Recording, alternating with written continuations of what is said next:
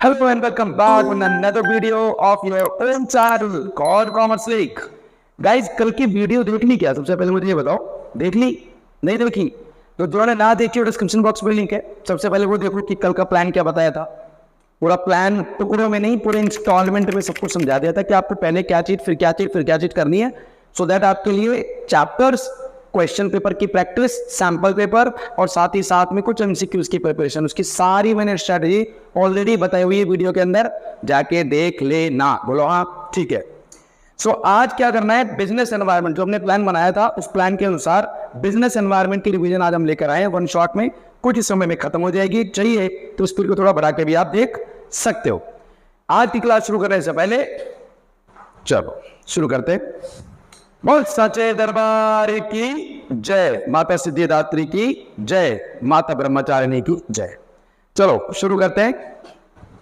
Business environment, what is business environment? क्या होता है बिजनेस एनवायरनमेंट? सबसे पहले बार डेफिनेशन कर लो। Sum of total individuals comma institutions that are outside the control of business environment. What do इसका मतलब सुनो, देखो बिजनेस को, कोई भी बिजनेस कर रहे हैं आप, कोई व्यापार कर रहे हैं, तो उसको बहुत सारी चीजें आदमी अफेक्ट करती है, करेक्ट है कि नहीं? हर चीज उसको इंपैक्ट डाल रही होती है, नेगेटिवली और पॉजिटिवली दोनों। तो वो कौन सी चीजें जो उनको अफेक्ट कर रही है, असल में वो फोर्सेस हैं। क्या है? फोर्सेस। तो अगर हम कहें कि बिजनेस का एनवायरनमेंट का मतलब क्या है, इसका मतलब ये कि बिजनेस एनवायरनमेंट में हम कुछ लोग ऐसे लेते हैं जिसमें इंडिविजुअल भी होते हैं, उसमें इंस्टीट्यूशंस भी होते हैं और उसमें डिफरेंट फोर्सेस भी होती हैं, अलग अलग ग्रुप, अलग अलग ऑर्गेनाइजेशन होती है जो अल्टीमेटली कंट्रोल नहीं कर पाते। मतलब बिजनेस के कंट्रोल में नहीं है ये लोग, लेकिन बिजनेस की परफॉर्मेंस को अफेक्ट जरूर करते हैं। तो उसको आप समझना है। बिजनेस एनवायरनमेंट के फीचर्स क्या है? सबसे पहली बात, बिजनेस एनवायरनमेंट उसे एक्सटर्नल फोर्सेस, मैंने लिखा नहीं है लेकिन इसे समझ जाओ। एक्सटर्नल फोर्सेस मतलब इंटरनल नहीं है, एक्सटर्नल फोर्सेस हैं। हालांकि इंटरनल के अंदर भी मैं कुछ बातें बता देता हूं आपको। पहली जो बहुत इंपॉर्टेंट एग्जाम के अंदर आती है, स्पेसिफिक एंड जनरल फोर्सेस।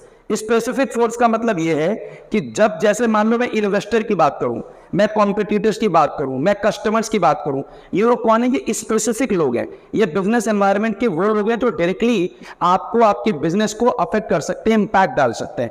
अगर कम खरीदेंगे तो बिजनेस खराब होगा, वो कस्टमर है। कॉम्पिटिटर आपसे ज्यादा एडवांस से ज्यादा अपॉर्चुनिटीज को एनकेश करने वाला है तो भी फंस जाओगे। अगर इन्वेस्टर आप पर ट्रस्ट नहीं करता तो भी फंस जाओगी। तो डायरेक्टली आपके बिजनेस को अफेक्ट कर सकते हैं स्पेसिफिक फोर्सेस, और है सब बिजनेस एनवायरनमेंट के लोग। जनरल फोर्सेस का मतलब होता है जैसे पॉलिटिकल चेंजेस कुछ हो जाए, सोशल कुछ चेंजेस हो जाए, टेक्नोलॉजिकल कुछ चेंजेस हो जाए, इकोनॉमिकल कुछ चेंजेस हो जाए, लीगल कुछ चेंजेस हो जाए, समझ रहे हो? तो ये पांचों हम लोग पढ़ेंगे इसके डायनामिक्स में कि कौन कौन से वो फैक्टर्स होते हैं, कौन कौन से डायमेंशंस होते हैं बिजनेस एनवायरनमेंट के। तो जनरल फोर्सेस ही है। अब मान लो कि भारत की सरकार या गवर्नमेंट की पॉलिसीज कुछ चेंज हो जाए, करेक्ट? अब कुछ लीगल तौर पे कुछ चेंज हो जाए कॉन्स्टिट्यूशन के अंदर या पार्लियामेंट के अंदर, कोई चीज आ जाए, कोई नियम आ जाए, कोई कायदा कानून आ जाए और उससे किसी पर्टिकुलर बिजनेस को कहीं ना कहीं डैमेज हो रहा है या उनको पॉजिटिवली फायदा हो रहा है, अल्टीमेटली अफेक्ट तो कर ही रहे ना, चाहे पॉजिटिवली या फिर नेगेटिवली। दूसरा, इंटर रिलेशन। जितने भी एलिमेंट होते हैं बिजनेस के वो सब आपस में बहुत जुड़े हुए होते हैं, जैसे investor, competitor, customer, political changes, ये सब आपस में बहुत जुड़े हुए हैं। और जितने जुड़े हुए होते हैं उतना एक दूसरे के लिए हेल्प भी कर पाते हैं और एक दूसरे को मुसीबत से निकाल भी पाते हैं। तो ये इंटर रिलेशन है। एक्सप्लेन जो मैं कह रहा हूँ ध्यान से सुनते रहना, पॉज कर करके, और फिर वही एग्जाम में जाके लिख के आ जाना। बाकी जो तैयार कर रखा है आपने वो बहुत बढ़िया है। डायनामिक का मतलब ये होता है फ्लेक्सिबल। मतलब बिजनेस एनवायरनमेंट में बहुत ज्यादा चेंजेस होते हैं डेली। अब डेली टेक्नोलॉजी में चेंज हो रहा है, डेली फैशन इंडस्ट्रीज में चेंज हो रहे हैं, डेली कस्टमर के प्रेफरेंसेस में चेंज हो रहा है। जब सब कुछ इतनी तेजी से चेंज हो रहा है तो बिजनेस एनवायरनमेंट का मतलब ही क्या है? जो लगातार समय टू समय चेंज होता रहे, टाइम टू टाइम, समय टू समय हो गया। कॉम्प्लेक्सिटी मतलब बिजनेस एनवायरनमेंट को अगर आप पार्ट्स में समझोगे ना, स्पेसिफिक फोर्स को समझ लो, उसके अकॉर्डिंग आपको क्या करना है, डिसीजन ले लो। जनरल फोर्सेस को समझो, फिर क्या डिसीजन लेना है वो कर लो। आप सोचो कि मैं सब इकट्ठा समझ लूंगा तो business environment is a very complex in nature, you can not understand this. Okay. पांचवा, अनसर्टेनिटी। या इंसान की जिंदगी का और जान का तो पता नहीं है, बिजनेस का तो बहुत दूर की बात है। तो बहुत अनसर्टेन है, डिसीजन मेकिंग इतनी तेजी से आपको चेंज करने पड़ते हैं जितनी तेजी से तो इंसान जन्म नहीं ले रहा, इतनी तेजी से बिजनेस जो है वो चेंज हो रहे हैं। अनसर्टेन है, अनिश्चित है, कब रहेगा नहीं रहेगा। बिजनेस का सोल होता है ना, मंदी, नो ऊंचाई नीचाई, ये सब चलता ही रहता है। तो जो इतना अनसर्टेन होगा बिजनेस एनवायरनमेंट का मतलब क्या है, वो तो अनसर्टेन ही है। पता नहीं पॉलिटिकल कब चेंज हो जाए, कब सरकार ही चेंज हो जाए, कब सरकार के द्वारा बनाया गया कानून ही चेंज हो जाए। पता चला बिजनेस वाले बेचारे को लेना देना कुछ नहीं था, पॉलिसी चेंज हुई, खामे का उसको झेलना पड़ रहा है। अगला है रिलेटिविटी। यस, ये हम कह सकते हैं कि बिजनेस का जो एनवायरनमेंट है वो आपस में एक दूसरे के साथ रिलेशन, जैसे इंटर रिलेशन था या रिलेटिविटी होती है, एक दूसरे के साथ रिलेशन होता है। अब बात करते हैं इंपॉर्टेंस। बिजनेस एनवायरनमेंट हम जो पढ़ लिए, तो बिजनेस एनवायरनमेंट क्या देता है अपने बारे में बता दिया, उसमें मैं ये दूंगा। लेकिन ये बिजनेस के लिए क्या एक्चुअली में इंपॉर्टेंस रखता है उसको पढ़ते हैं। Enable the firm to identify opportunities. Business के अंदर, बिजनेस में जो अंदर बंदे काम कर रहे हैं, मैनेजर कोई काम कर रहा है, मैनेजमेंट काम कर रहा है, कोई अपॉर्चुनिटीज आई, इसके बारे में बताएगा कौन? अब जैसे फेस्टिवल आया तो सोशल चेंजेस बता देंगे। अब मान लो विमेन एम्पावरमेंट पे कुछ कानून बनाना है, या विमेन एम्पावरमेंट के बारे में कोई बिजनेस है, वो कुछ प्रोडक्ट को लाना चाहता है, वो कुछ तलवार लाना चाहता है, कोई भी प्रोडक्ट लाना चाहता है बिजनेस को समझते हुए, वो कब कर पाएगा ये चीज? उसको कब पता चलेगा कि अपॉर्चुनिटीज है मार्केट में, इसको एनकैश कर लिया जाए? वो बताएगा कौन? वो बिजनेस एनवायरनमेंट ही बताएगा, और आपको फर्स्ट मूवर एडवांटेज बना देगा। और इससे पहले कि दूसरा कोई कॉम्पिटिटर उसका फायदा उठा लेगा उस अपॉर्चुनिटी का, बिजनेस एनवायरनमेंट आपका जितना शानदार होगा, आप जितना उसमें अवेयर होगे, जितना उसमें एंगेज्ड होगे एक बिजनेस मैनेजर होने के नाते, आप उतना ज्यादा अच्छी तरह से अपॉर्चुनिटीज को पहचान भी पाओगे और उसे अपनी तरफ एग्जीक्यूट भी कर पाओगे। दूसरा है identify threats and warning. Again, जब आपको अपॉर्चुनिटी पहचानने में मदद करता है तो आपको थ्रेट्स का मतलब मैं बताता हूं। जैसे मान लो कि एक पर्टिकुलर कोई कार की ऑटोमोबाइल इंडस्ट्री है, और वो पर्टिकुलर किसी सेगमेंट में, सेडान के सेक्शन में या छोटी गाड़ी के सेक्शन में वो इंट्रोड्यूस होने जा रहे हैं, मार्केट में घुसने जा रहे हैं। अब जैसे ही मार्केट में घुसने जा रहे हैं, बिजनेस एनवायरनमेंट में आपको पता चल जाएगा कि भाई इस तरीके की फर्म एंटर करने वाली है। तो जो एग्जिस्टिंग फर्म्स हैं, जो एग्जिस्टिंग ऑटोमोबाइल कंपनीज है, वो क्या करेंगी? वो तुरंत अपने 2 व्हीकल में या 4 व्हीकल में, जिस भी तरीके के आप बिजनेस कर रहे हैं उसके अंदर वो अपनी अपग्रेडेशन कर देंगी, टेक्नोलॉजी को राइज कर देंगी, प्राइसेस हो सकता है थोड़ा सा कम कर दिया जाए, डिसीजन ले लेंगी ताकि वो जो नया इंट्रोड्यूस हो रहे हैं वो इनके ऊपर हावी ना हो जाए। This is where business environment play the crucial role. Okay, it helps in tapping useful resources. तो बेटा बिजनेस एनवायरनमेंट ही बताता है कि किस व्यक्ति से कौन सा काम कब कैसे करवाना है। मैन हो गया, मशीन हो गया, ठीक हो गया, रिसोर्सेस हो गई, इन्वेस्टर हो गया, एक बंदा है, एक मशीन है। ये तब तक अच्छा काम नहीं कर सकते जब तक बिजनेस एनवायरनमेंट के अनुसार इनको सही जगह पे ना लगा दिया जाए। सही बंदे को सही जगह पे लगाना, यही तो स्टाफिंग में पढ़ते हैं ना आप लोग, यही चीज यहाँ पे काम आती है। Planning and policy formulation. आप जब प्लानिंग करते हो आगे की, अगले 2 साल, 4 साल, 10 साल, 1 साल, जब आप प्लानिंग कर रहे होते हो तो आप पॉलिसी बनाते हो अपने फॉर्म के लिए, अपने बिजनेस के लिए, कि मैं कौन से रिसोर्सेज से क्या करने वाला हूँ, क्या अचीवमेंट है मेरी, मैं क्या ऑब्जेक्टिव लेकर बैठा हूँ, क्या गोल मुझे अचीव करना है over the period of time, एक फिक्स पीरियड में मुझे क्या अचीव करना है। ये सारी चीजें आप कर पाते हो जब बिजनेस एनवायरनमेंट आपको ये चीजें करने में मदद करता है। यही है उसकी इम्पोर्टेंस। बात समझ में आई है? बहुत बढ़िया। मान लो मैं प्लानिंग कर रहा हूँ, तो ऐसा सामान मार्केट में लाने की, इंट्रोड्यूस करना चाहता हूँ जिसके बारे में भारत की सरकार या राज्य की सरकारें कुछ कानून लाने वाली हैं, और वो जैसे ही लाएंगी इस कमोडिटी का मार्केट से एग्जिस्टेंस समाप्त हो जाएगा। तो बना के क्या करोगे? तो बिकना नहीं है। अगर आप पॉलिटिकल में अवेयर हो, आपको पॉलिटिक्स पता है, आप राजनीतिक रूप से सरकार को समझते हो, सरकार की चीजों को समझते हो, सरकार की थॉट्स को, आइडियोलॉजी को समझते हो, तो आप एग्जैक्टली इस मामले में लायक हो जाओगे कि नहीं सर, ये सरकार इस मामले में बहुत अच्छी नहीं है, तो इस तरीके के प्रोडक्ट इनके शासनकाल में तो हम लोग इंट्रोड्यूस नहीं करें तो बेहतर होगा।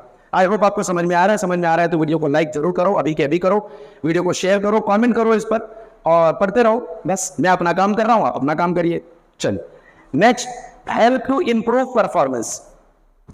देखो परफॉर्मेंस का मतलब क्या होता है? ग्रोथ, डेवलपमेंट, ये 2 चीजें हैं। डेली की लाइफ में बिजनेस को जो भी स्ट्रगल झेलनी पड़ती है, या लॉन्ग पीरियड ऑफ टाइम में बिजनेस को जो भी सफर करना पड़ता है, उन चीजों से बचा जा सकता है अगर आप अपनी बिजनेस एनवायरनमेंट की महत्वता को समझो।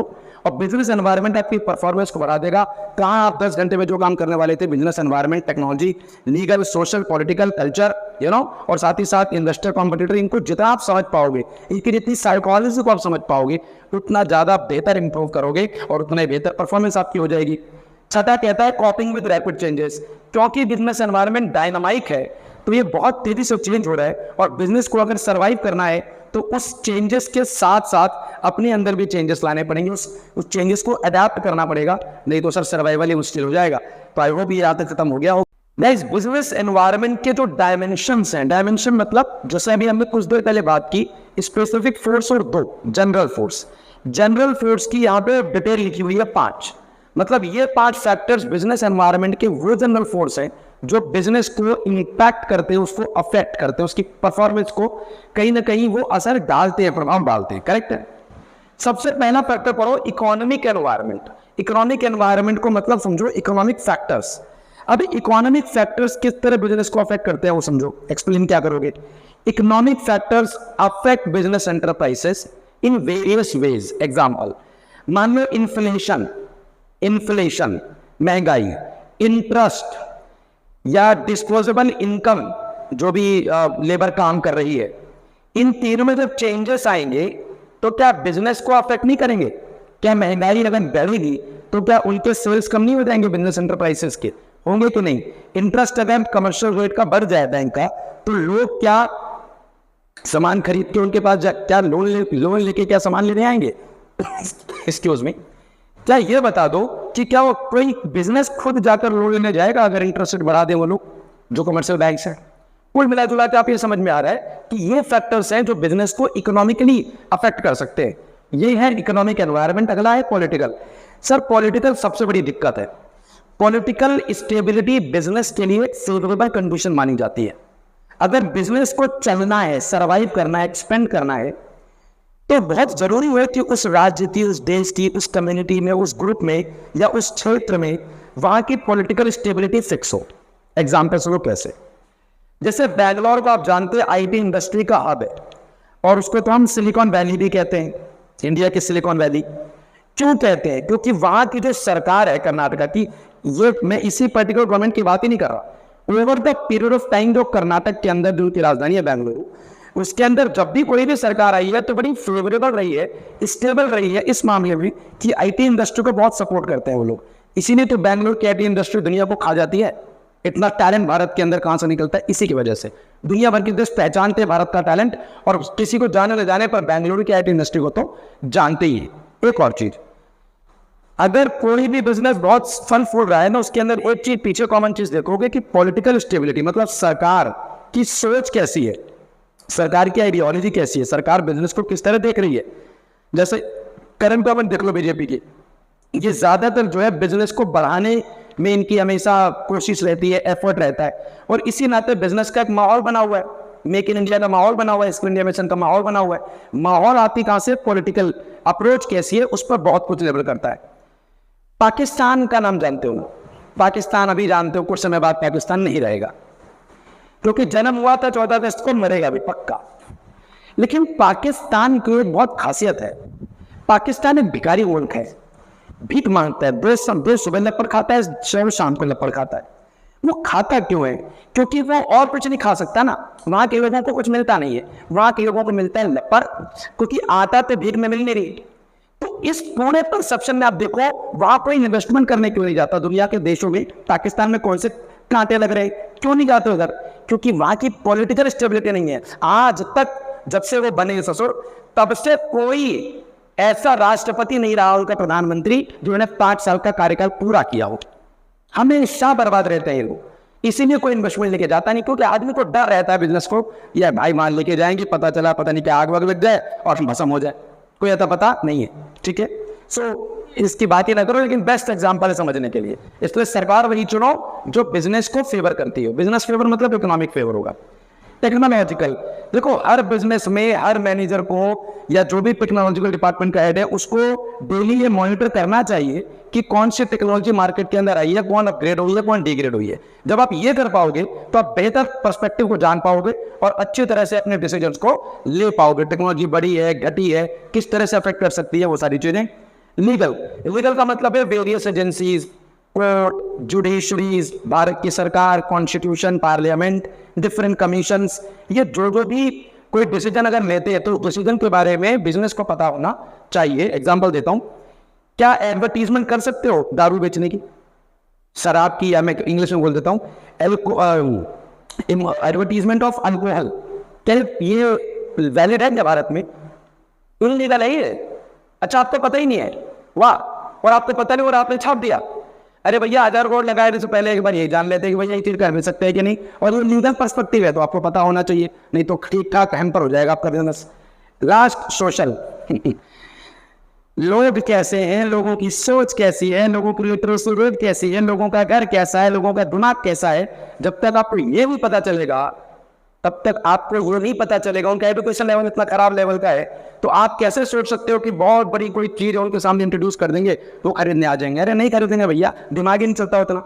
और जब सोशल चेंजेस को आप समझ पाओगे तो बिजनेस को इस तरीके से जो अफेक्ट होने वाला है उसमें भी आप डिसीजन अपने फेवर में ले पाओगे। आई होप आपको ये समझ में आ गया होगा। आज के वीडियो में इतना ही। बिजनेस एनवायरनमेंट आपको यहाँ पे क्लियर हो गया है। शॉर्ट एक और बनाऊंगा जिसके अंदर मैं आपको बिजनेस एनवायरनमेंट में जो लिबरलाइजेशन, प्राइवेटाइजेशन, ग्लोबलाइजेशन जो अफेक्ट करने वाले हैं उसके बारे में बताएंगे। बाकी आपको इसमें और क्या चाहिए वीडियो कमेंट में लिख दीजिए, वीडियो को लाइक कीजिए, शेयर कीजिए, कमेंट कीजिए इसके ऊपर क्या चीज अच्छी लगी और कौन सी चीज और समझने की जरूरत है। पॉज करके देखोगे तो आपको सब कुछ समझ में आ जाएगा। एग्जाम के लिए मेरा प्लान यहाँ पर फिक्स हुआ। नेक्स्ट वीडियो नेक्स्ट मेरे प्लान में आने वाली है, तो डिस्क्रिप्शन बॉक्स में प्रीवियस पार्ट का लिंक है, जाके उसे जरूर देखो। नोटिफिकेशन के आइकन को जरूर ऐड कर लीजिए जो नए हैं चैनल पे, जो हैं लगातार है वो तो ही है। मिलता हूं कल, तब तक जय श्री राम।